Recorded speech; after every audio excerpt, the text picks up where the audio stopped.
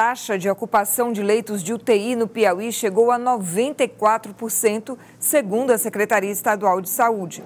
Um número bastante preocupante. E outro ponto que chama a atenção, como a gente viu nessa reportagem, é o perfil dos pacientes que passaram a ocupar esses leitos. Pessoas mais jovens e com maior tempo de internação. Um desafio a mais para quem está trabalhando nas UTIs.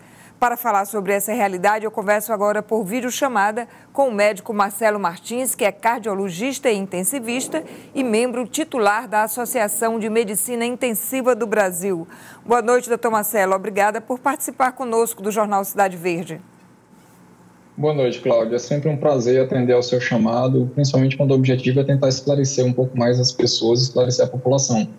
A gente ouviu agora o médico do Hospital Universitário dizer que mais pessoas jovens estão sendo internadas em UTI.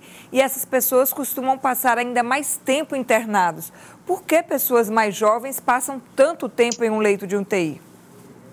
Cláudia, é o seguinte, a gente acredita que são dois grandes motivos, na verdade, esse aumento da incidência da doença, de formas graves da doença na população mais jovem. O relaxamento, por um lado, e a variante brasileira, a variante P1, variante do coronavírus, que ela tem uma taxa de infectividade mais alta. Então, a gente tem mais pacientes jovens acometidos por formas graves da doença. Para você ter uma ideia, ano passado, de acordo com a Associação de Medicina Intensiva do Brasil, de acordo com a AMIB, a gente tinha aproximadamente 15% das pessoas com menos de 60 anos nas UTIs.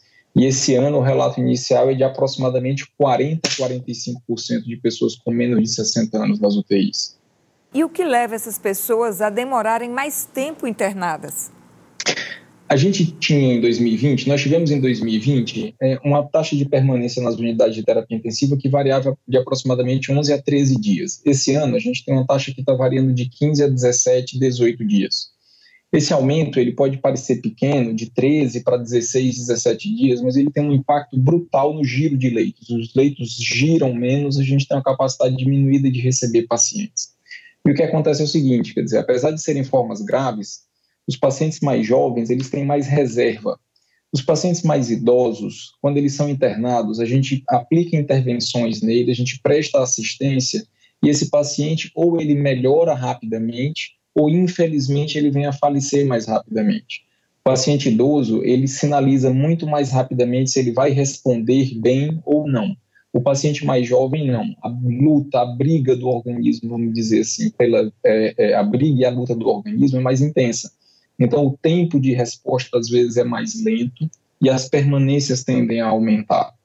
E eu pergunto ao senhor, com mais tempo internado em UTI, muitas vezes entubado, há também um maior risco de essa pessoa sair com sequelas depois?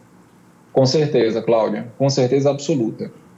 Nós temos visto, infelizmente, quadros dramáticos de pacientes jovens que têm permanências prolongadas na UTI, saem com múltiplas sequelas que vão exigir tempo de reabilitação de meses depois e que, infelizmente, muitas vezes vão ficar com sequelas definitivas. Quanto mais grave for a forma da doença, quanto maior for o tempo de permanência na unidade de terapia intensiva, maior a chance de que esse paciente tenha sequelas e sequelas graves e definitivas. Com pacientes mais tempos internados nas UTIs, com a lotação praticamente completa em todos os leitos, nós corremos o risco de sentir a falta de alguns medicamentos que são indispensáveis para a intubação, por exemplo, doutor Marcelo? Cláudia, essa é uma questão que eu não vou nem dizer nos assusta, ela nos apavora. Porque nós temos hoje, de acordo com o relato das Secretarias Estaduais de Saúde, 22 medicamentos amplamente utilizados em terapia intensiva que estão com estoques diminuídos e com risco sério de desabastecimento no país inteiro nos próximos 15 dias.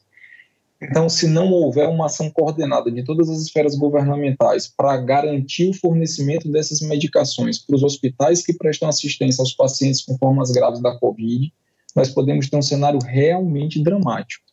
Eu digo isso com a finalidade de conscientizar a população, não com a finalidade de assustar de maneira nenhuma, mas eu já sou médico intensivista há mais de 15 anos e conversando com colegas do Brasil inteiro, nós nunca vimos absolutamente nada parecido com o que a gente está vivendo agora nesse mês de março de 2021. Infelizmente, a gente não tem registro nenhum de uma situação tão calamitosa como a gente está vivendo agora e o desabastecimento de medicações é um risco iminente, infelizmente.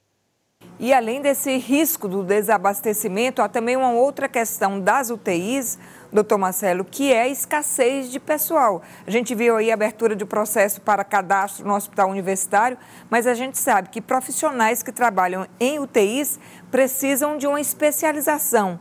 Qual é o tempo médio que um médico tem para se especializar como médico intensivista? Cláudia, alguns anos atrás eu participei de uma campanha da Associação de Medicina Intensiva do Brasil, tentando estimular os estudantes de medicina a fazerem medicina intensiva. Só para você ter uma ideia, um médico intensivista ele leva, em média, do início da faculdade até a obtenção do título de especialista, 11 anos. O tempo médio é de 11 anos. Então, assim, nós precisaríamos no Brasil de aproximadamente 45 mil médicos intensivistas e só temos aproximadamente 7 mil.